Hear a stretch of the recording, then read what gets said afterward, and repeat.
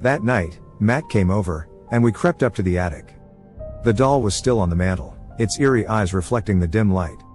"Here goes nothing," Matt said, grabbing the doll. As soon as his fingers touched it, the lights flickered, and a cold draft swept through the room. We both froze, but Matt shook it off. "See? Just an old house." We put the doll in a garbage bag, tied it up, and took it out to the curb. I felt a strange mix of relief and unease, but at least the doll was out of the house. The night was calm, and I managed to sleep soundly for the first time in days. But the peace was shattered when I woke up to Emily's scream. I raced to her room, my heart pounding.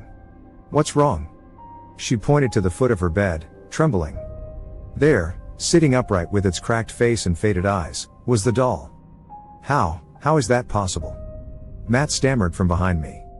He had stayed the night, just in case. Emily's sobs were the only sound in the room as I picked up the doll, my hands shaking. "We threw this away," I whispered, more to myself than anyone else. Matt and I checked the garbage bin outside. The bag was still there, tied up exactly as we had left it, but it was empty. "This is messed up, man," Matt said. "What do we do now?"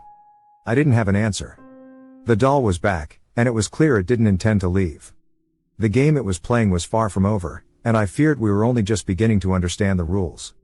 After the terrifying reappearance of the doll, Matt and I decided to keep it in plain sight in the living room, hoping that would somehow keep its eerie antics at bay.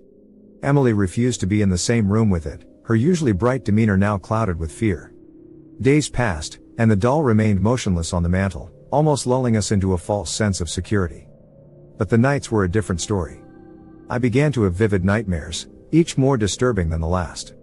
In one, I was trapped in the attic, surrounded by hundreds of dolls, all with the same cracked faces and sinister grins, their eyes following my every move.